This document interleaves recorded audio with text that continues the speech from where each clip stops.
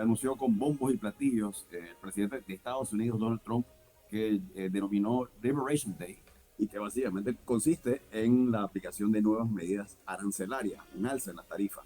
Quizás debemos empezar un poco por el ABC de qué hizo y en las justificaciones, ¿no?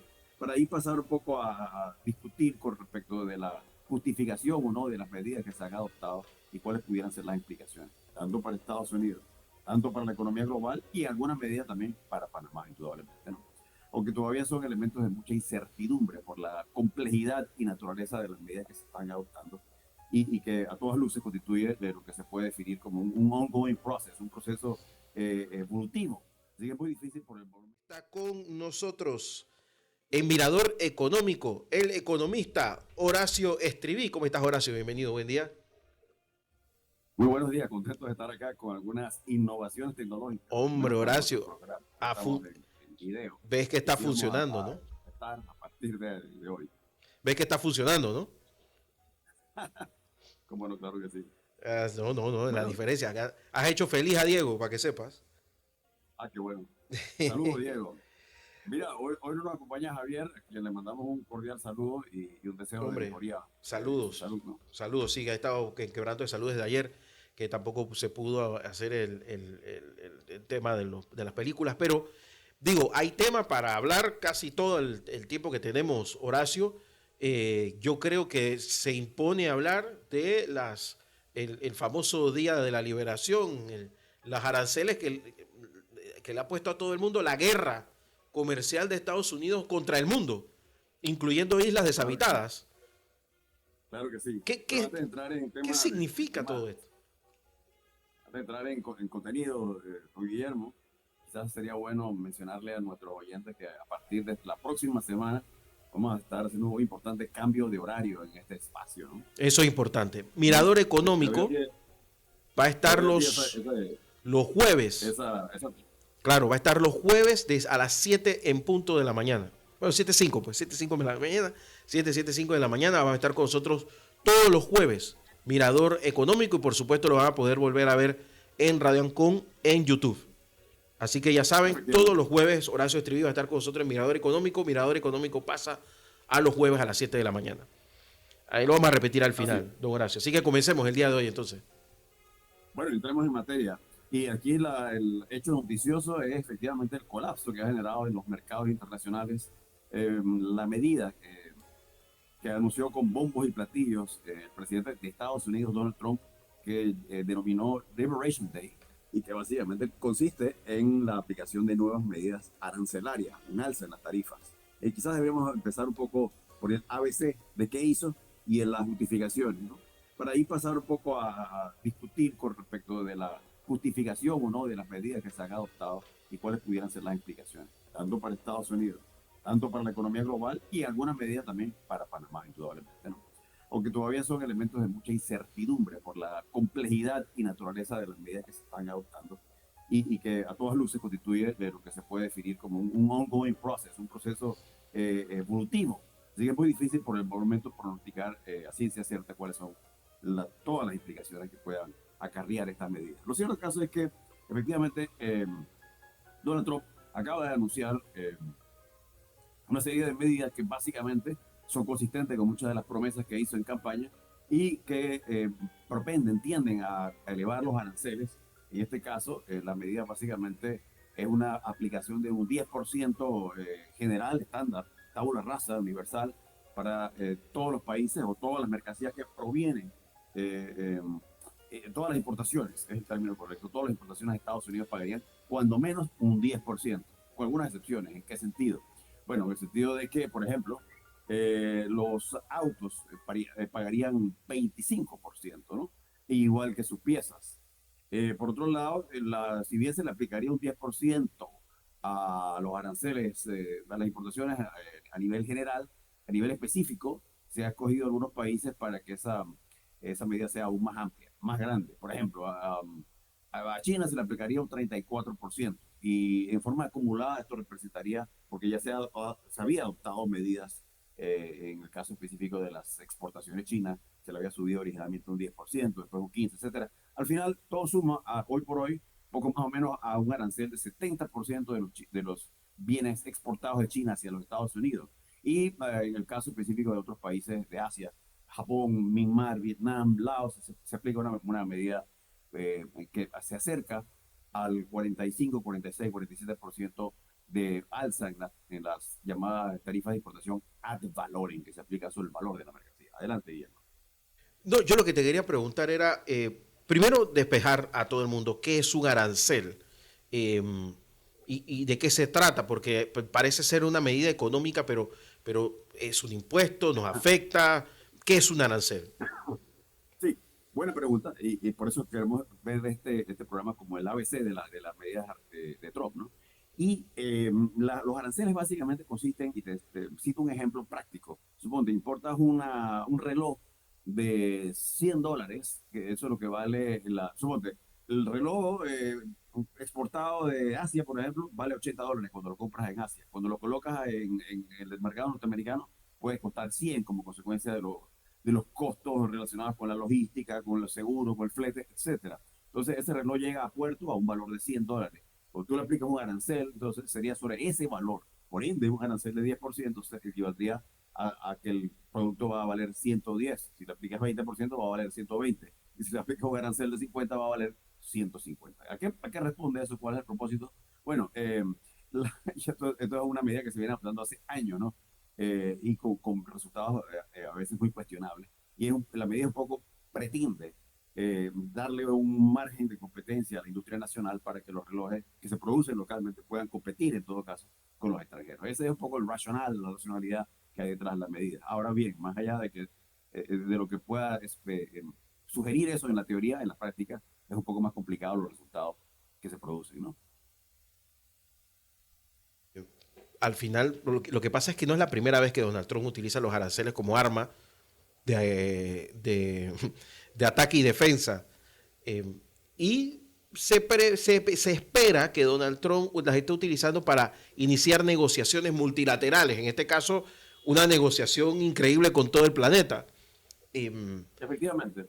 Y eso por, nos lleva un poco a la discusión de cuáles son, sin compartirlas necesariamente, cuáles son, por así decir, las justificaciones o los argumentos que invoca Donald Trump para esta medida.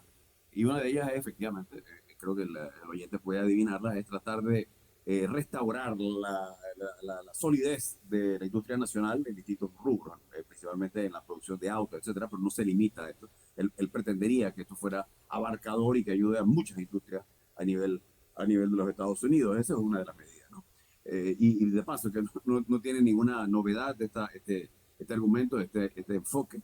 De hecho, por muchos años en Panamá se ha venido utilizando, es decir, démosle espacio la producción nacional, lo cual pudiera tener una cierta validez, provisto que efectivamente la, la transición se dé dentro del marco de la productividad y la competitividad. Lo que pasa es que en la práctica muchas veces cuando tú esgrimes estas medidas proteccionistas, lo que termina es más bien generando renta e ineficiencia a la industria nacional. No siempre, pero hay una alta probabilidad de que eso ocurra ahora. Esa es una de las justificaciones.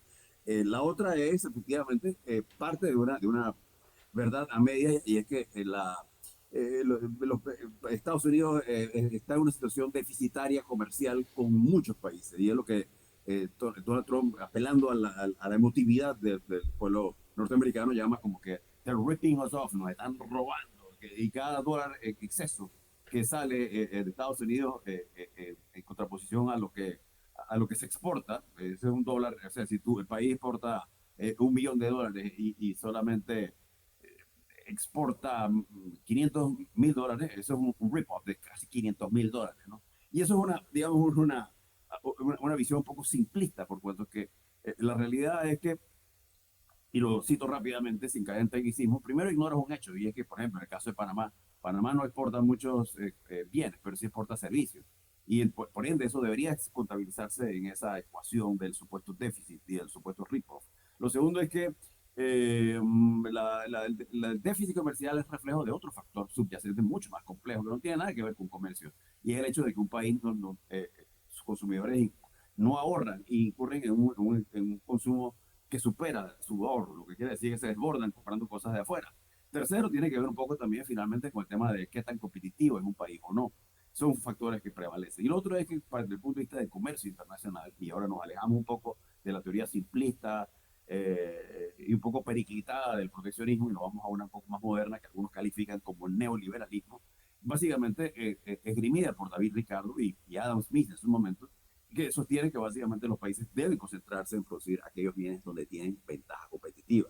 Si tú eres bueno en madera, dedícate a la madera, y si no eres bueno en leche, importa la leche. Y eso es lo que ese intercambio comercial a la final resulta en un beneficio no de un país, sino de ambos.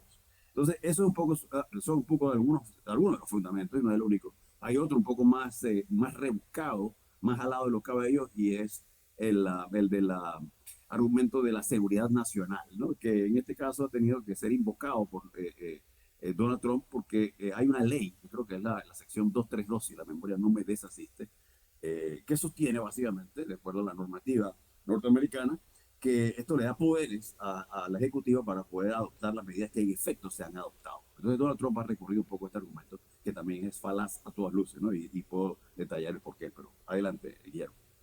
Bueno, es que ahora que te lo iba a preguntar, pero ya que dices que es falaz, pero lo cree toda la vida. Yo he visto entrevistas muy antiguas de Donald Trump, incluso antes de entrar en política, donde denunciaba el sistema actual y creía en esto. Ahora, seamos honestos, Donald Trump es un, es un showman que está metido en bienes raíces. Economista no es.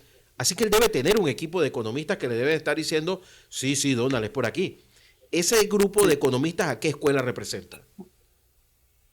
no representan a ninguna escuela, en realidad representan a un total dislate, y no quiero sonar sarcástico, pero es lo que la mayoría de los medios de comunicación serios y analistas recogen, ¿no? Y eso incluye a Paul Krugman, Wall Street Journal, Bloomberg, inclusive, que son medios, que se puede llamar conservadores, que prima facie, en una etapa inicial, le dieron el beneficio de la duda a Donald Trump, igual que se lo dieron los mercados, que incluso en víspera del ascenso de Trump a su segunda administración, hubo una recuperación de los mercados. Es decir, que esto no, esto es los argumentos que invocaba y digamos, la visión que proyectaba Donald Trump, no es que no gozó de alguna credibilidad, pero esa credibilidad naturalmente se está colapsando a pasos agigantados ante la realidad de lo que está ocurriendo con los mercados. Solamente el día de ayer, el Standard Poor's perdió casi un 4,6% en el valor de las acciones, y eso se traduce casi, Guillermo, en una pérdida de casi 2,5 trillones de dólares. Un tanto similar ocurrió con los otros indicadores que incluyen Nasdaq, que incluyen Dow Jones, creo que sí, esos serían los otros dos.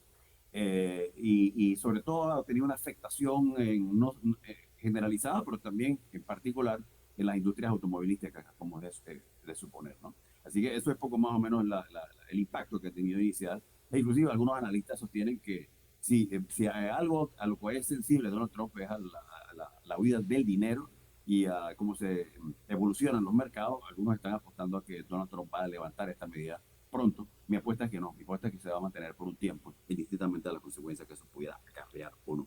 Eso es lo que te iba a preguntar. Vamos a ponernos del otro lado, vamos a ponernos del lado de dentro de Estados Unidos. ¿Tiene alguna posibilidad esto de salir adelante? O sea, de que las ideas de Donald Trump que se puso en ese día, digo, ahora sí lo voy a aplicar, esto tenga algún tipo de éxito, algo tiene que pasar para que suceda. Sí, es una excelente pregunta, Javier. Y, perdón, Guillermo, yo no se pregunta, bueno, ¿a qué le apuesta Donald Trump? No puede ser que Donald Trump, un hombre con digamos, ese agarre político, porque sí lo tiene, indudablemente. Y ha tenido la habilidad de persuadir a una porción importante del electorado. Y quiero hacer una salvedad en este aspecto, ¿no? Que es importante, y creo que lo he mencionado en este espacio. El, eh, los votantes de Donald Trump votan por él, valga la redundancia, en esta segunda vuelta por muchas razones, no una. Una de ellas, indudablemente, es el descontento con el ejercicio de los demócratas en el poder, y en particular el hecho de que, quieras o no, la candidata demócrata no logró despertar la simpatía y la confianza que se esperaba. Por ende, mucha gente se voltea al republicano que ya tenía experiencia. El otro es que, indudablemente, doloroso que nos resulte a gente como nosotros, con una visión muy distinta del mundo, hay gente que vota por Donald Trump por temas de racismo, porque se antagoniza con los inmigrantes, porque antagoniza con las minorías, etcétera, ¿no? Pero hay otro contingente importante. Bueno, y la gente que votó contra los demócratas, y esto es importante, lo hacen también porque, más allá de que efectivamente el gobierno de Biden logró contener la inflación que se suscitó en una etapa posterior al COVID, producto de una política fiscal excesivamente agresiva, al final lo que quedó registrado en la cabeza del votante es lo siguiente: dice, mira, puede que la inflación haya disminuido, y en efecto disminuyó, pasó de un 7 a un 3% en un periodo previo a las elecciones, pero al final lo que la gente recuerda es decir, cuando voy al supermercado pago más dinero. Por ende, mejor voto por otra alternativa.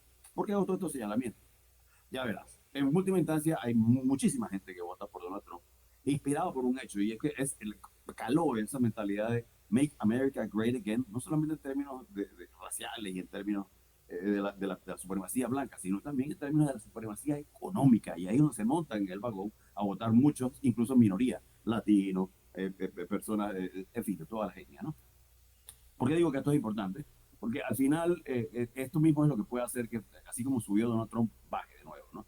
Y el hecho es que las medidas, la mayoría de los analistas coinciden, iban a provocar efectivamente un, un movimiento telúrico a nivel de accionario, cosa que ha ocurrido, y también hay predicciones muy claras en el sentido de que va a provocar una recesión y un aumento en la inflación, lo cual llevaría a una situación absolutamente negativa desde el punto de vista político.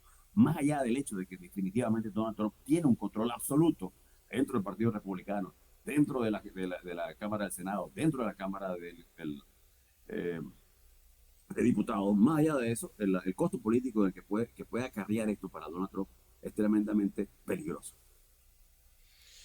Bueno, él se la juega y seguro lo sabe.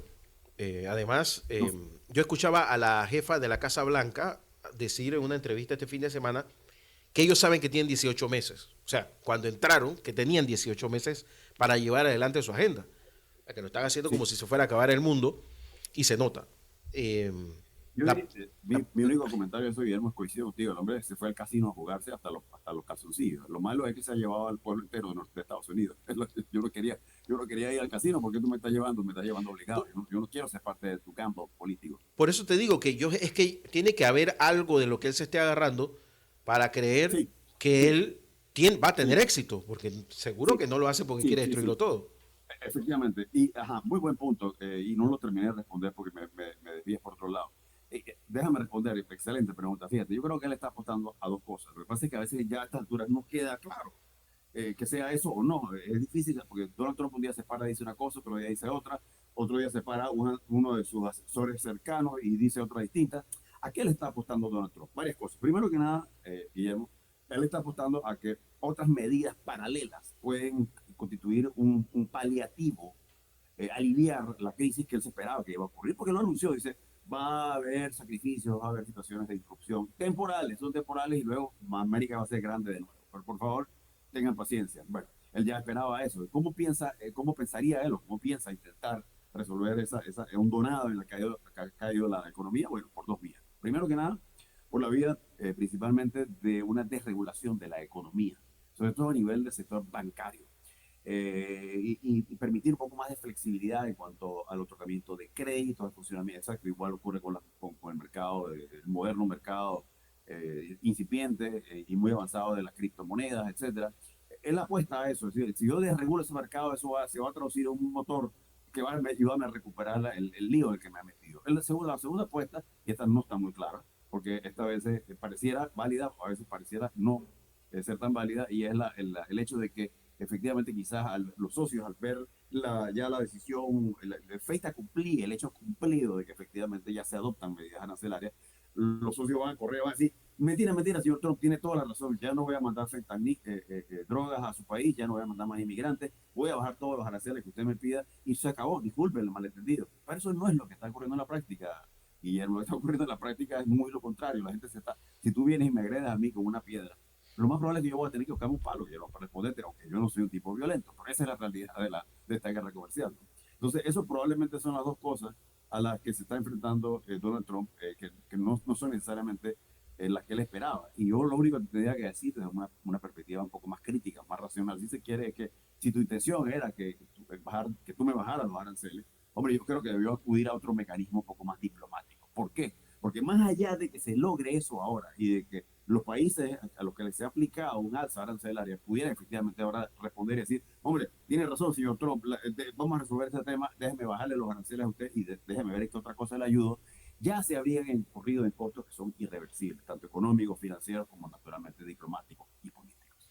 Tú sabes qué pasa aquí, mi estimado Horacio Estriví, que él te va a decir, mira, esto de la bolsa, esto es cíclico, o sea, esto es Entonces, el lunes vuelve y sube, que puede ser. Sí, Entonces, también te va a decir, me criticaste lo de la migración.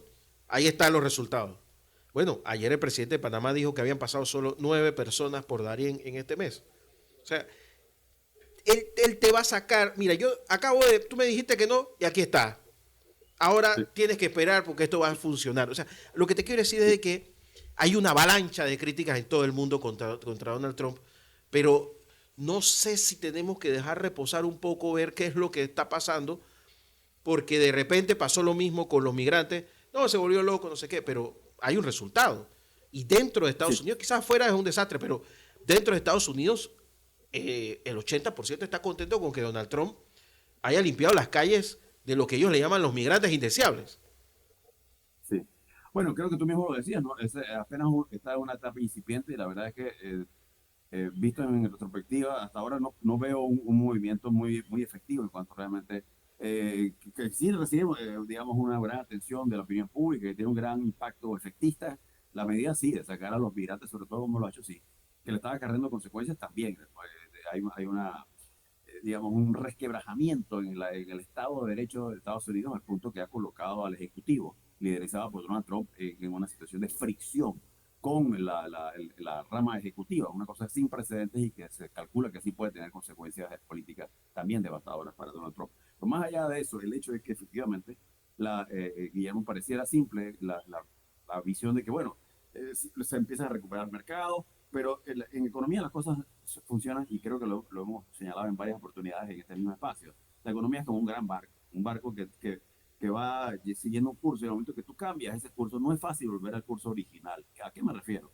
Por ejemplo, vamos a la premisa de que se va a traducir rápidamente en que, bueno, como Estados Unidos aplica aranceles, yo agarro y mudo la industria automovilística completa y me la llevo a Wisconsin, me la llevo a Detroit. No hay problema, señor Trump. Mañana armo las maletas y me llevo los carros y los trabajadores. Eso no va a ocurrir en la práctica de forma tan sencilla. Entre otras cosas, precisamente porque se ha producido un deterioro, una erosión en la expectativa y en la confianza de los consumidores y de los mercados, ¿no? Y eso es bastante evidente en las encuestas y es evidente en el comportamiento reciente de la bolsa. Entonces, mientras permanezca esta incertidumbre y pareciera que se va a prolongar, no pareciera que es una situación que se va a revertir de forma rápida, eso va totalmente en contravía, defeats the purpose, como se diría en inglés, derrota el mismo objetivo y propósito original del programa en los términos que había sido diseñado originalmente por Donald Trump y su equipo.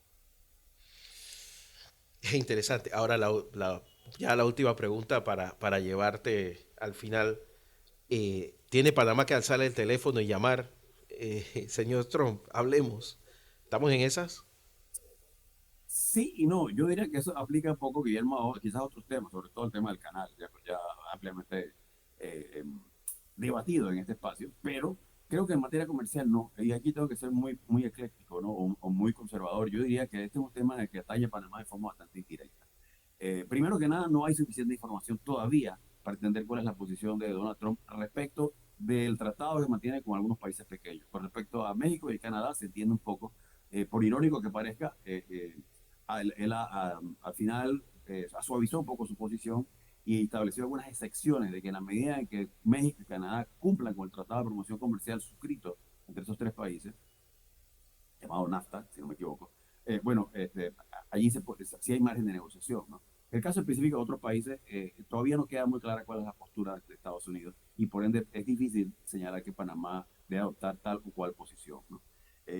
Lo cierto del caso es que Panamá mantiene un tratado de promoción comercial con Estados Unidos, que supone en la práctica que se ha venido desmontando de manera progresiva en la estructura arancelaria y que cada vez más las importaciones de Estados Unidos enfrentarían menores aranceles para poder ingresar al mercado panameño, que algunos alegan que eso ha puesto en jaque de manera definitiva al sector agrícola panameño. Dentro de ese contexto, o sea, bueno, lo otro es que Panamá realmente, Guillermo, exporta pocos bienes a nivel general y Estados Unidos tampoco se exporta tanto. Por ende, cualquier medida arancelaria de subida de 10% puede tener un impacto, pero es más bien de tipo marginal. Habría que hacer un análisis más exhaustivo de cuál es el promedio ahora mismo de los aranceles que aplica Estados Unidos a Panamá, y creo que sería muy bajo. Sí que sí hay ahí un impacto, pero es marginal por la naturaleza, por el volumen de exportaciones que Panamá manda a Estados Unidos. Así que es un poco todavía aventurado llegar a conclusiones, pero definitivamente que sí, Panamá tiene que mantenerse alerta diplomáticamente con todos estos sucesos, que incluyen no solamente el impacto sobre nuestro tratado comercial con Estados Unidos, sino también otros temas de igual importancia, que incluyen el tema de las inversiones, el tema del canal, entre otros.